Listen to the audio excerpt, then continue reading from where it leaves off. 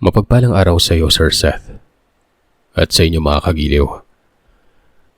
Ako si Francis, at ang kwentong ibabahagi ko sa inyo ay ang karanasan naming magkakaibigan nang minsan ko silang dinala para magbakasyon sa lugar namin, sa may Palawan. Dekada 90.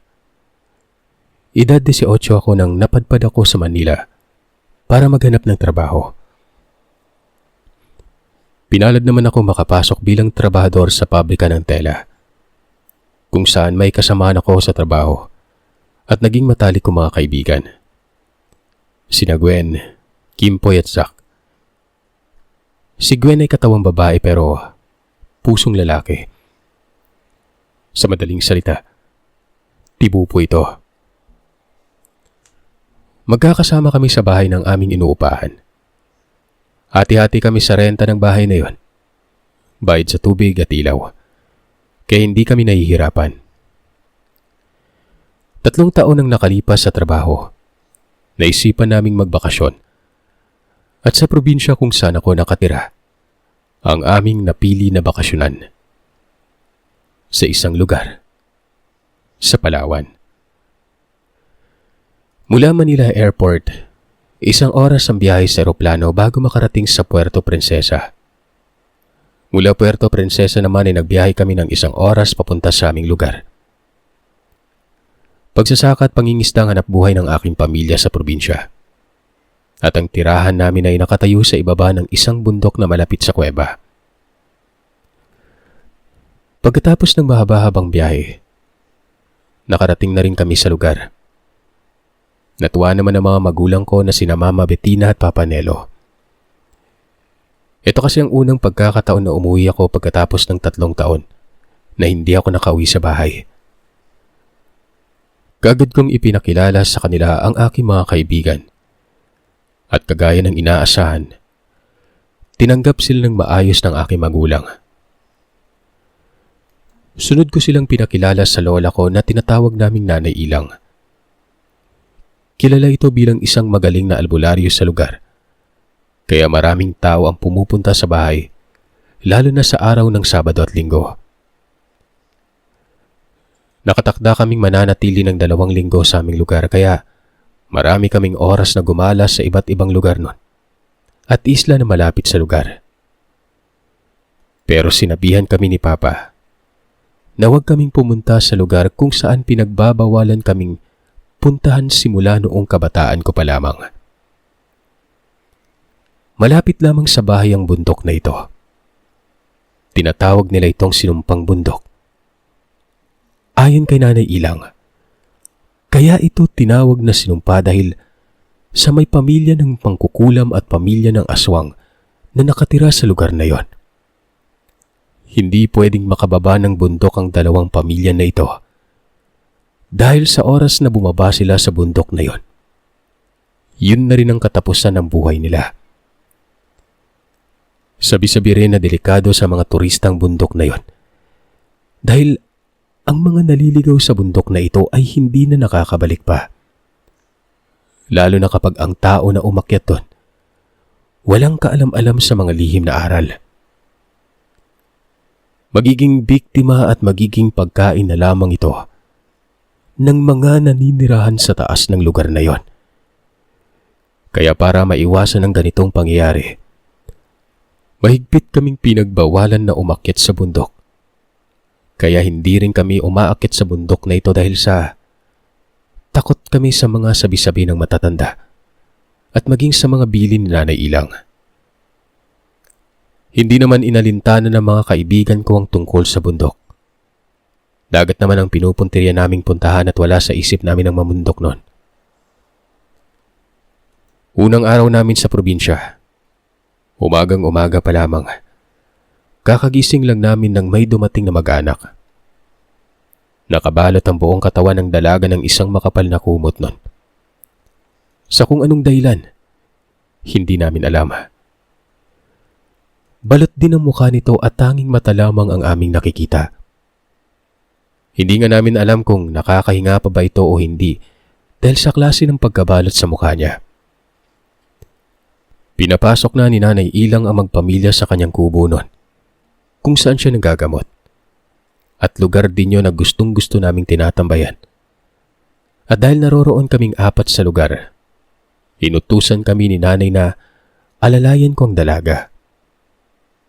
Pinalabas na muna sandali ang aking mga kaibigan. Gawa ng nahihiya ang dalagang pasyente sa kanila. Lumabas ang 3. Ako na lamang ang naiwan sa loob ng kubo para mag-alalay kay Nanay.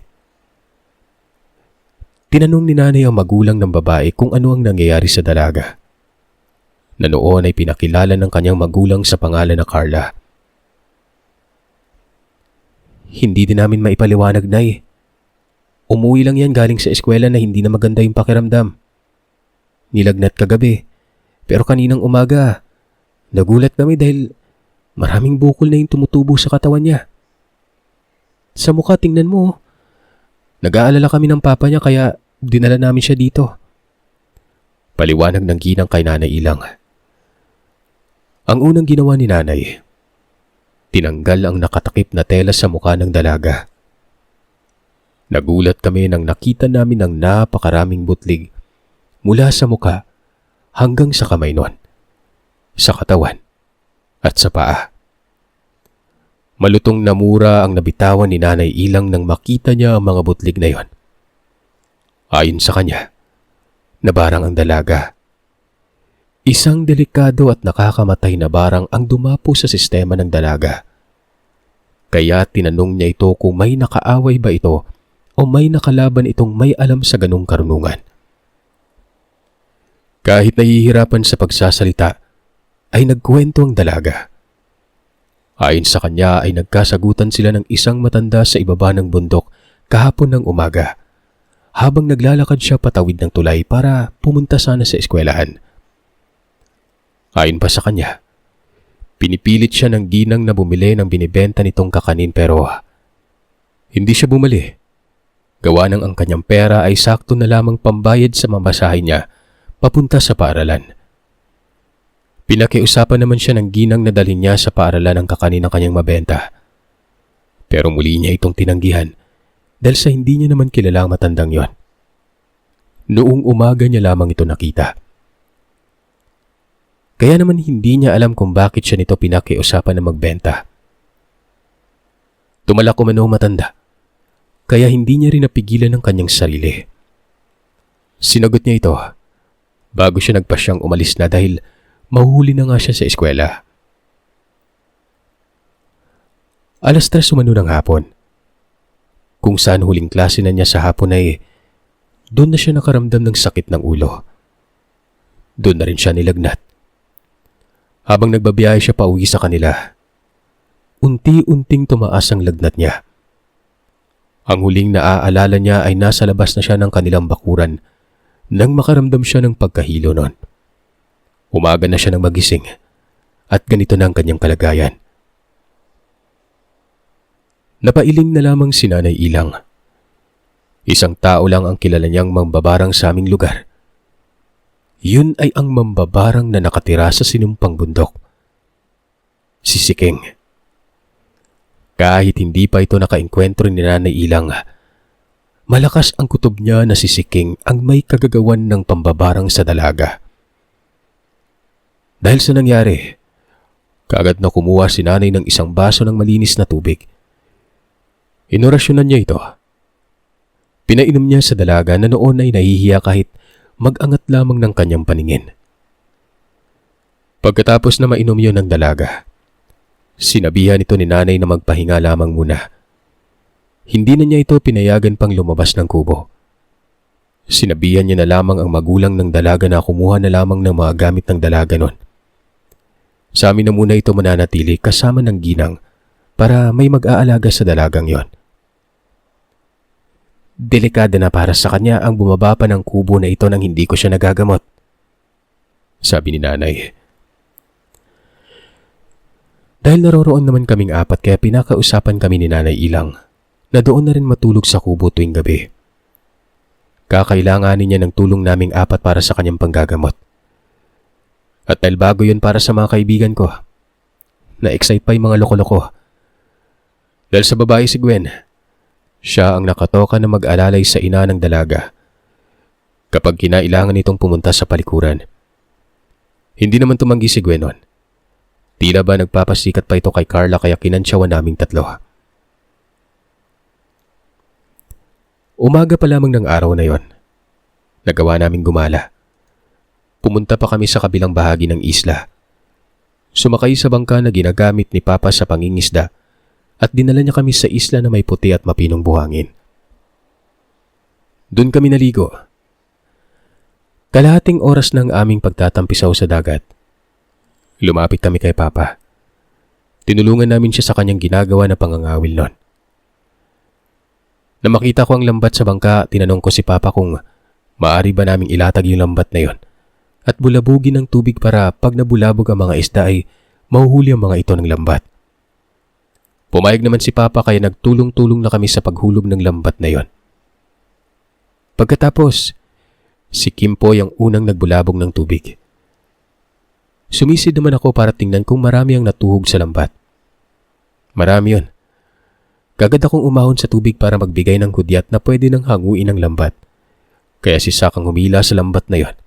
At panay ang sigaw ni Gwen sa tuwa dahil sa nakikita niyang marami ang aming nahuli. Tumulong sila kay Papa sa pagtanggal ng isda ng natuhog sa lambat. Lingid sa aming kaalaman, may nanonood sa amin mula sa mataas na bahagi ng bundok na nakaharap sa islang yon. Yung bundok na yon ay bahagi ng sinumpang bundok. Nakita ko ang tao na nakatanaw sa amin mula sa bundok na ito. Nang hindi sinasadyang madapo ang paningin ko sa itaas na bahagi nito. Sasabihin ko na sana kay Papang nakita ko pero nang tumingin ako sa lugar, wala na ito doon. Hindi ko na lamang sinabi pa kay Papa. Nang matapos na namin makuha mga nahuli naming isda, muli naman namin itong inihulog. Ang sumunod na bumulabog ng tubig ay si Zach. Nag-i-enjoy ang mga loko sa kanilang ginagawa. Ayon sa mga ito, unang beses nila itong maranasan dahil malayo ang dagat sa probinsya kung saan sila nakatira. Kaya hinayaan namin sila ni Papa na maranasan nila ang ganong pamamaraan ng panglalambat. At muli, nakarami kami ng huli noon. Magtatatlong oras na rin kaming nanatili sa lugar. Kaya sinabi ni Papa na isang hulog na lamang ng lambat at uuwi na kami noon. Sa ikatlong hulog ng lambat ay hindi na ganun karami ang aming nahuli. Ganun pa man, ayos na yun pang ulam, yung ikatlong huli na yon. Yung una at ang ikalawa, yun umano ang bebenta. Masaya kaming umuwi. Nakatampisaw na sa dagat, nakapangisda pa. Kami na rin ang pinabenta ni Papa ng aming nahuli noon. Sinabi niya na pagatian naming 4 ang aming nahuli.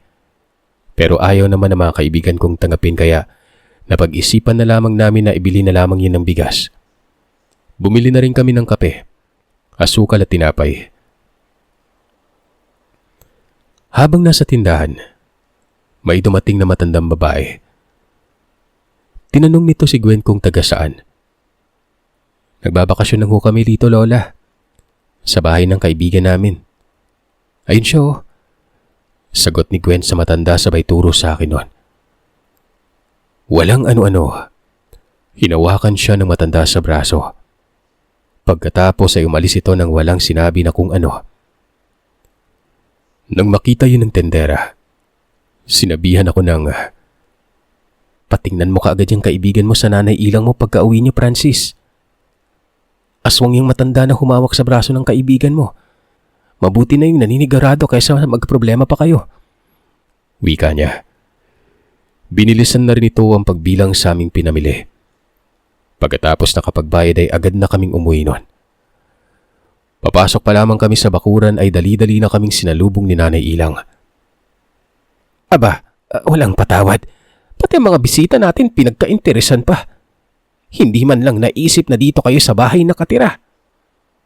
Wika ni Nanay Ilang noon. Umusal ito ng mga kataga. Inihip sa ulo ni Gwen. Na noon ay napansin namin na namumutla na. Ayon naman kay Gwen ay bigla na lamang umanong sumakit ang tiyan niya. Ayon naman kay Nanay Ilang, minarkahan umano si Gwen ng aswang. Kung nagkataon na hindi kami nakauwi kaagad noon, ay maaaring iindahin talaga ni Gwen ang pagmamarka ng aswang na yon. Mabuti na lamang at agad-agad kaming umuwi kaya sakit lamang ng tiyan ang naramdaman ng kaibigan namin. Naupo na lamang ito sa hagdan ng kubo pagkatapos mahipa ni Nanay. Kinuha din ito ang luya na nasa kanyang bulsa. Binulungan niya yon. Itinahip sa bunbunan ni Gwen. Pagkatapos ay pinaakyat niya na ito sa kubo at doon na pinagpahinga. Sinabihan din kami nito na wag na munang pumunta sa kung saan. Kaya nagkasya na muna kami sa paglalaro ng basketball sa bakuran. Habang si Gwen nakatulog. Hindi namin nakalain na ganun palang epekto kapag minarkahan ka ng aswang. Talagang manghihina ka. Mabuti na lamang at kaagad itong naagapan ni Nanay. Kinahapunan, hinatid na lamang ni Papa ang pagkain namin sa kubo. Pinagbawalan na kaming bumaba ni Nanay Ilang sa kubo kapag dapit hapon na. Ayon sa kanya, delikado na kami sa mga kung anong masasamang elemento sa paligid. Bago ang mga kaibigan ko sa lugar kaya mainit na mga ito sa paningin ng mga yon na may hindi magandang hangarin sa kapwa. Bago kami kumain ng hapunan, lumabas si Nanay Ilang at nagsiga ito sa buong paligid gamit ang baon ng niyog. Nilagyan niya yun ng halamang ugat na pangontra sa mga nilalang. Nilagyan niya rin ang kanyang siga ng mga tuyong kabibe. Kung para saan ang bagay na yon ay hindi ko alam. Pagkapasok niya sa kubo ay muli siyang gumawa ng siga na may kaparehong sangkap sa mga siniga niya sa paligid noon. Pinausukan niya ang noon ay nangangati mga butlig sa katawan ni Carla. Habang pinupuno ng usok ang katawan ni Carla, ay panay ang usal ng dasal ni Nanay Ilang. Habang nilalagyan niya ng dahong gamot ang noon ng dalaga. Pagkatapos ay muli siyang kumuha ng malinis na tubig. Pinatakan niya yun ng langis na ginagamit niya sa panggamot. Muli, inihipan niya ng mga Latin na orasyon ng tubig at pinainom sa dalaga. Rinig namin ang pag-ungol ng dalaga na tila ba nasasaktan. Hanggang sa may tinitingnan si Nanay sa tenga nito. Maya-maya pa, tinawag ako ni Nanay para tulungan ang ina ng pasyente sa paghawak sa ulo ng dalaga. Kailangan, hindi niya magalaw ang kanyang ulo dahil may bubunutin na sinulid si Nanay sa tenga nito. Nang nasigurado na naming hindi na naigagalaw ni Carla ang kanyang ulo, ay doon na nagsimulang hugutin ni Nanay Ilang ang sinulid na yon. Dahan-dahan lamang yon pero humiyaw talagang dalaga sa sakit. Naawa man kami sa kanya, pero kailangang higpitan ang paghawak sa kanyang ulo hanggang sa mahugot ng sinulid at ganoon na lamang ang pagkamangha ko nang makita ko ang sinulid na yon na nakatali sa leeg ng isang buhay na insekto. Hindi ko lubos maisip na buhay yon at may dugo-dugo pa. Ganun pa man ay nanghihina ng insekto. Nanghina ng nilalang sa mga orasyon na binitiwan ko. Sigurado ako na pupunta dito ang nilalang para bawiin ang kanyang alaga. Wika ni Nanay Ilang nun. Kinuha at hinawakan niyang insekto. Mabilis na inilublob sa langis bago niya yon tuluyang sinunog. Muli ay kumuha siya ng malinis na tubig at inorasyonan. Pagkatapos ay pinatakan niya yon ng konting langis. Mabilis niya itong pinainom sa dalaga. Ayon sa kanya, pamamaraan ito para malinis ang sistema ng dalaga at mawala na mga butlig sa katawan ng dalaga nun.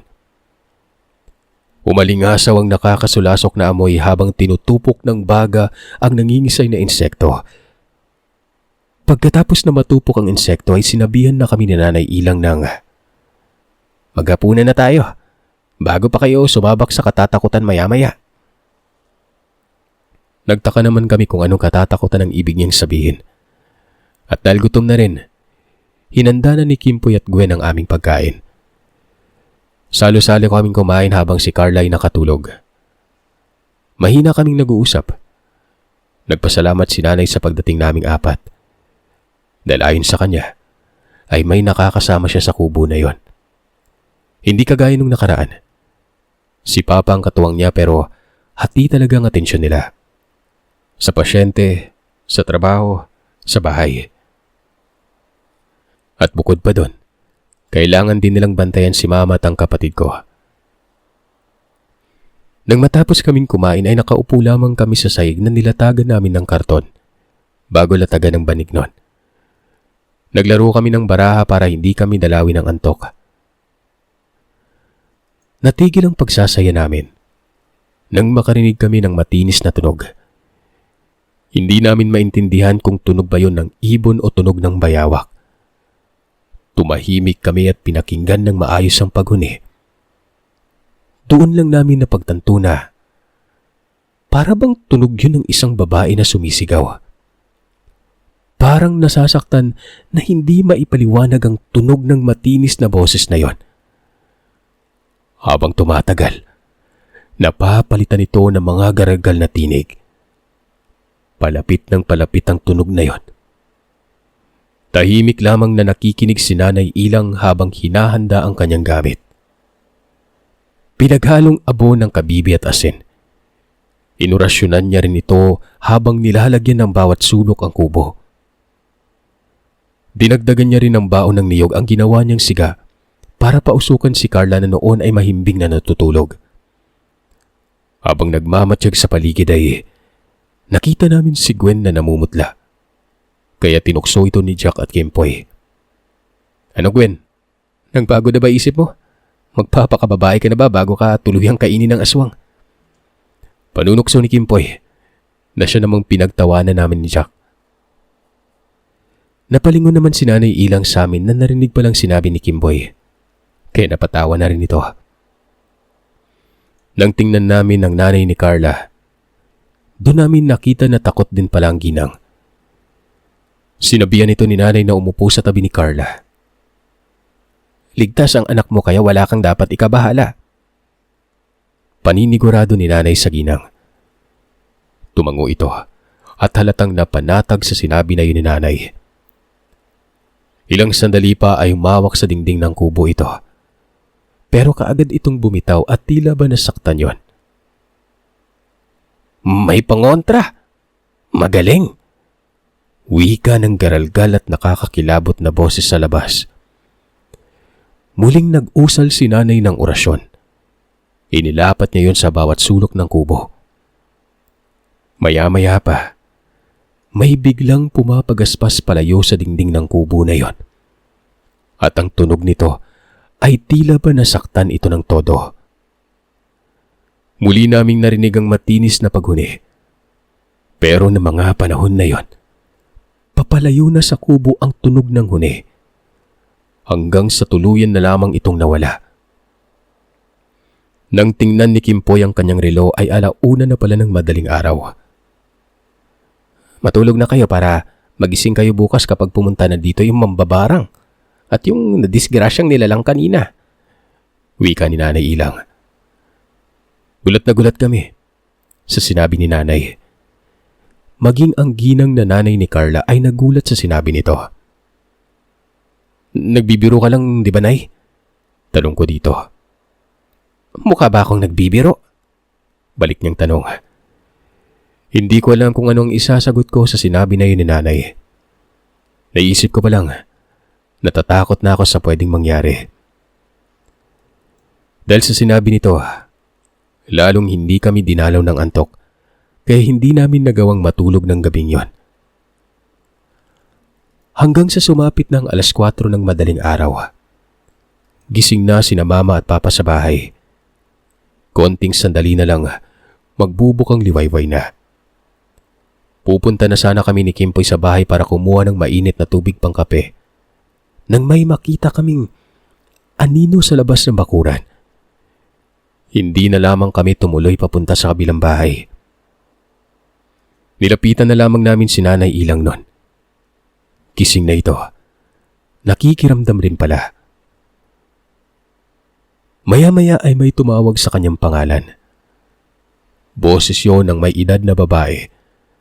Tila ba may dinadamdam ito sa katawan. Hinayaan na muna yun ni nanay na tumawag ng tumawag sa kanyang pangalan. Hanggang sa malapit nang lumabas ang araw. Doon pa lamang lumabas ito ng pintuan. Dumungaw rin ako sa pintuan nang lumabas si nanay. At doon ko nakita ang tila ba pamilyar na tindig ng isang ginang. Yun ang babae na nakita namin kahapon sa tindahan. Ang ginang na humawak sa braso ni Gwen. Nagtatakip ito ng kanyang mga kamay na tila ba may paso yon. Ganon din yung mukha niya. Nakatingin lamang ang mga ito kay Nanay Ilang. Hanggang nagsalita ng isa sa mga ito. Hindi ko sinasadya ang nangyari sa dalaga. Hindi ko nagustuhan yung ginawa niya kaya binigyan ko siya ng leksyon. Wika ng isang may edad na babae. Ang isa naman, nagsalita ng, patawarin mo ako sa nagawa ko. Hindi ko alam na bisita niyo pala yung mga dayo. Anong leksyon-leksyon ang pinagsasasabi niyong mga hukluban kayo? Hindi basta leksyon ang ginawa mo sa dalaga. Tinaniman mo ng alaga mo. Alam mong nakakamatay yun kung hindi ko naagapan. Ikaw naman imposibleng hindi mo alam. Nakita mo ng apo ko ang kasama ng mga dayuhan. Hindi maaring hindi mo alam kung saan sila nakatira. Sagot naman ni nanay nun. Sumagot naman ng babae na, kailangan din namin kumain. Hindi naman hahanapin ang mga yun ng kanilang pamilya. Tila ba irritable na ang wika ng babae kay nanay. Siyempre nainis si nanay nun. Umusal siya ng dasal. Ilang orasyon sa kanyang kamay.